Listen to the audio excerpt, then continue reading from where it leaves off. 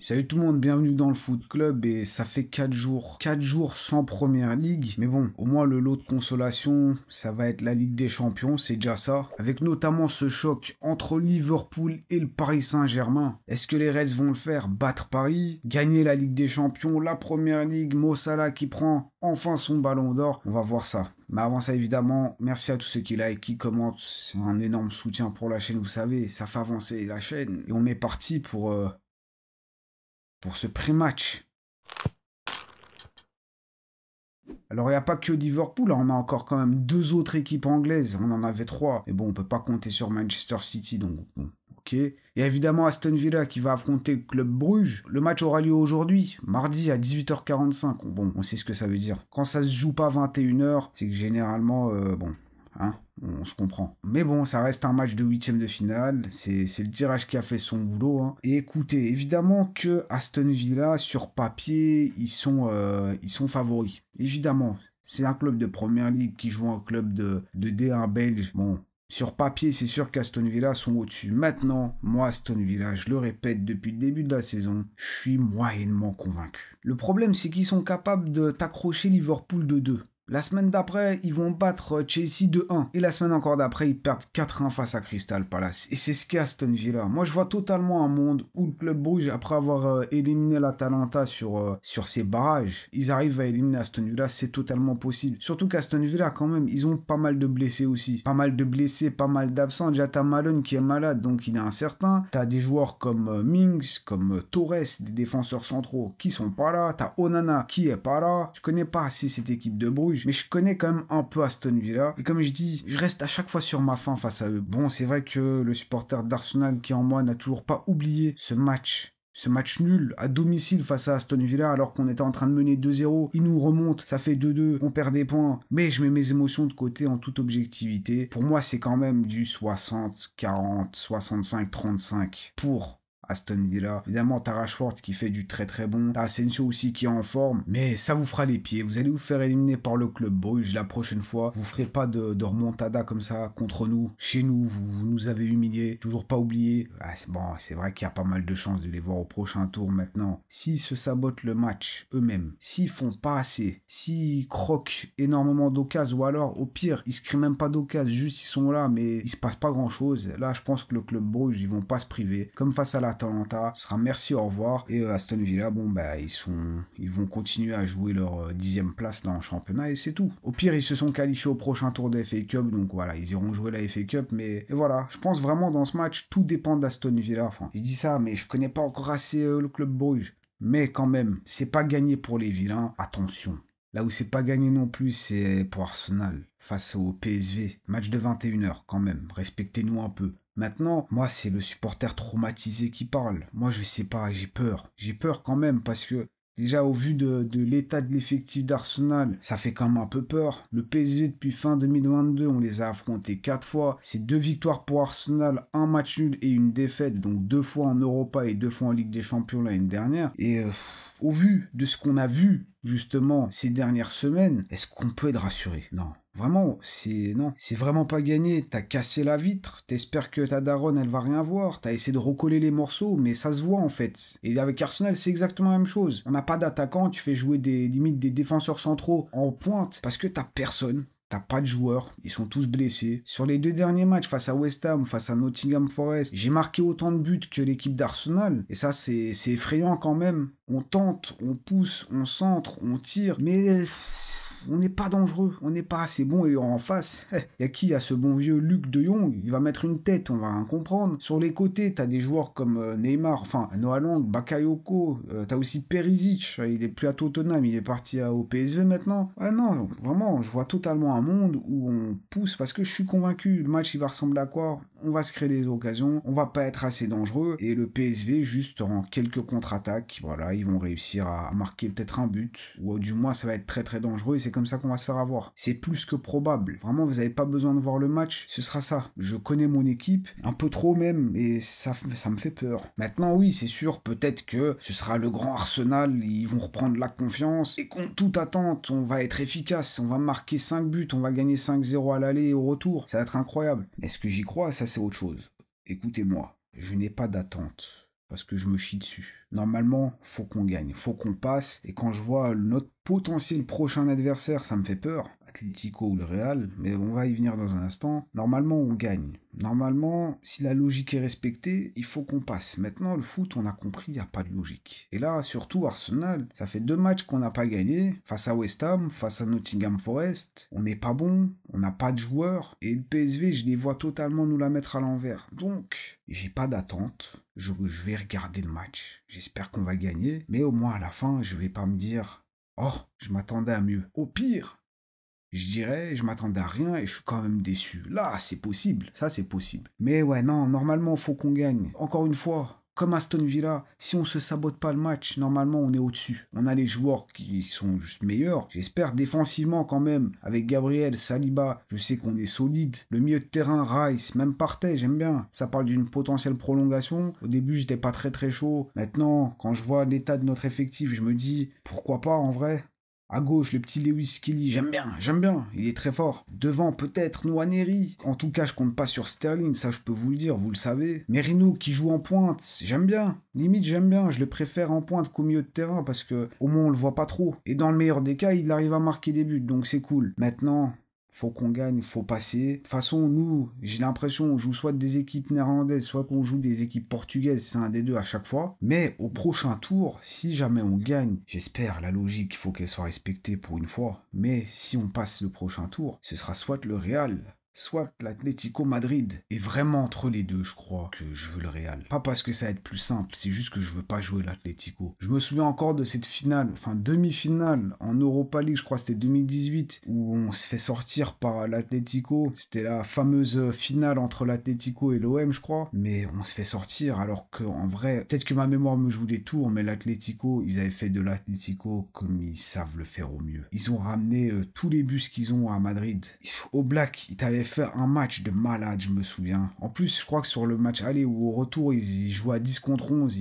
On n'a quand même pas pris les 3 points. Enfin, on n'a pas gagné le match. Non, vraiment, j'ai pas envie de revivre ça. Cette année, en plus, on l'a vu face au PSG. L'Atlético, ils veulent la victoire à la dernière seconde. Non, vraiment, je peux pas. Ce serait trop. En plus, face au Real, ça donnerait une affiche, on va dire, inédite de nos jours. Arsenal, Real Madrid. En plus, ça parle du Real avec William Saliba. Franchement, je pense que ça pourrait donner une belle affiche. Donc, on va dire que je préférais quand même voir le Real affronter des joueurs comme Mbappé et Bellingham. Ouais. Parce que mon petit cœur, il va pas supporter ça. Il va pas supporter un match face à l'Atlético. Non. Quoique le Real, on l'a vu ces derniers temps aussi. Hein. Ça va se jouer jusqu'à la dernière seconde. Ils sont capables de renverser un match. Tu penses que tu es en train de gagner 2-0. En fait, non, t'as mal vu. Tu es en train de perdre 3-2. Surtout que ça a plus de gueule. Tu gagnes la Ligue des Champions. Mais en même temps, tu as aussi battu des équipes comme le Real, le grand PSV. Par la suite, tu vas battre Liverpool ou le PSG, on verra bien dans un instant. Ouais, battre le Real quand même et aller chercher cette Ligue des Champions, on y croit, c'est notre destin.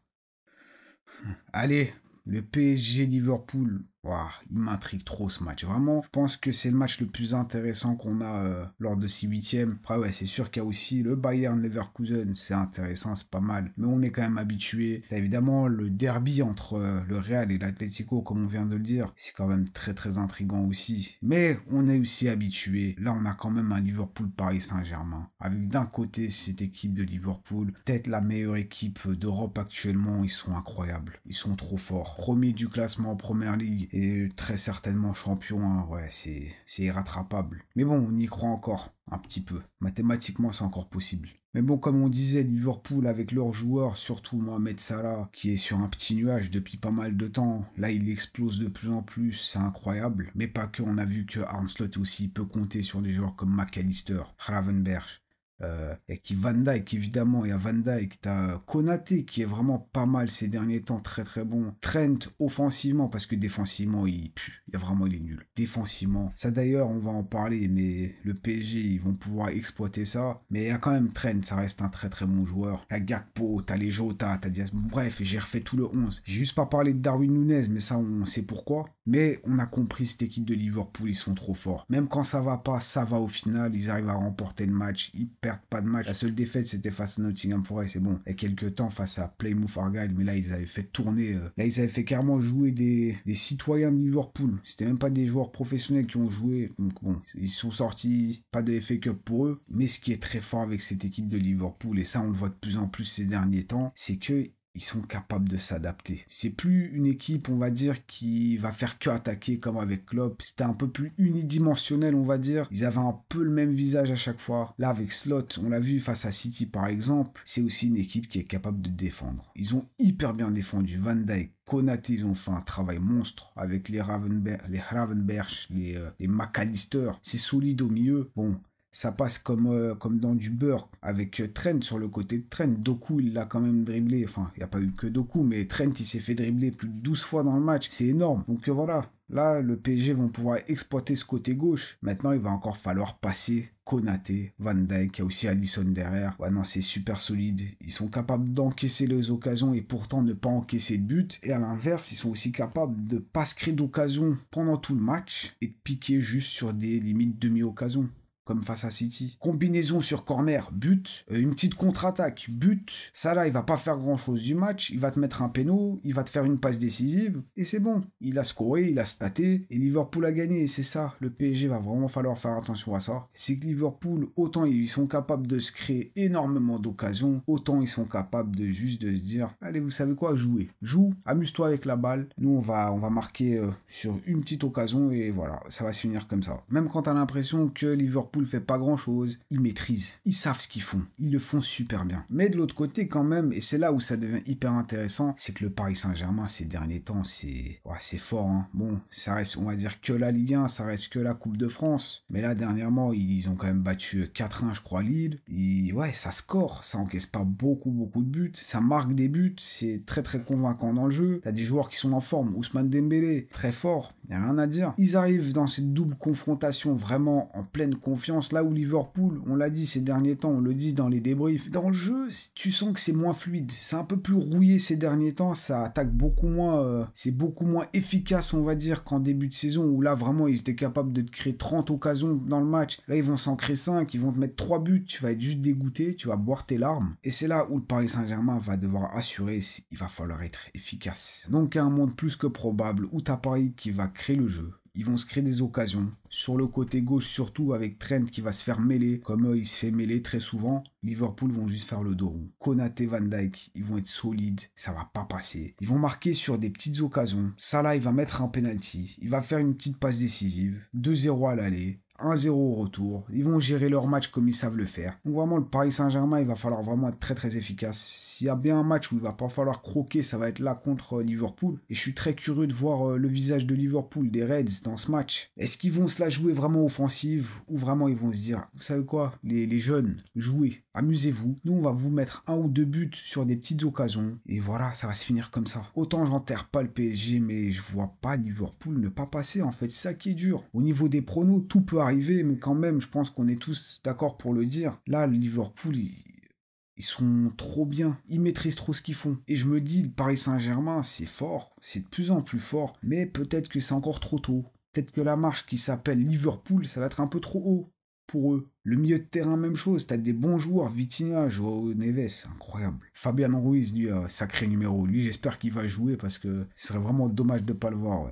Et Donnarumma aussi, en vrai. On va voir dans quel état il va venir. Ces derniers temps, c'est quand même pas mal, j'ai l'impression. Mais on n'est pas à l'abri d'une petite bourde. Et c'est là où je vous dis, Liverpool, sur des petites occasions, sur une erreur du gardien, ils vont te mettre un but, 2 buts. Évidemment, t'as aussi Ousmane Dembélé, je crois, il a 18 buts cette saison. T'as Hakimi, incroyable. Doué qui est pas mal ces derniers temps. Bref, vraiment, ça va être très très intéressant. Je suis très curieux de voir quel visage du Paris Saint-Germain on aura, quel visage de Liverpool on aura. Est-ce que Trent va se faire mêler ou pas? C'est vrai que je parle mal de lui, mais non, en vrai, offensivement, son association avec Salah aussi, ça peut faire des ravages. Attention, une opposition vraiment Ouais, on va manger, on va déguster, ça va être très intéressant. Chose quand même intéressante à savoir, c'est que du côté de Liverpool, t'as des blessés comme Joe Gomez, t'as aussi Connor Bradley, un joueur qui est susceptible de remplacer Trent sur son côté droit. Ben là non, là il est blessé, donc Trent va potentiellement jouer les 2 matchs, donc 2 fois 90 minutes. J'ai l'impression que je m'acharne dessus, mais va falloir qu'il tienne. Et il y a aussi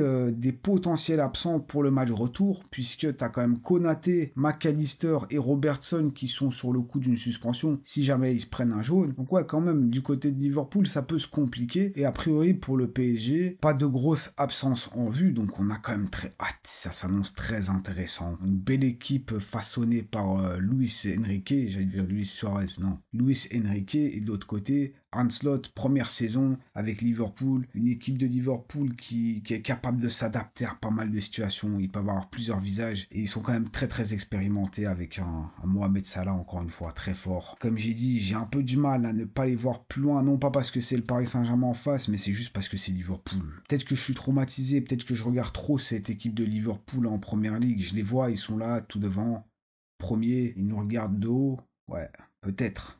Mais allez, la Ligue des Champions, ça fait toujours plaisir. Avec un nouveau format en plus, c'est pas mal, ça change, des belles affiches, ça fait plaisir. Bon allez, merci d'avoir été là. Qui va gagner entre Liverpool et le Paris Saint-Germain? Est-ce que Arsenal va choke ou pas? Dites-moi ça dans les commentaires, on va voir qui est chaud. Évidemment, n'oubliez pas le petit triplé, like, commentaire et abonnez-vous si ce n'est pas encore fait. Sinon, votre équipe, elle va perdre, elle va se faire éliminer, donc faites-le vraiment, c'est important. Et nous, on se voit très très vite. Prenez soin de vous et de vos proches. À la prochaine.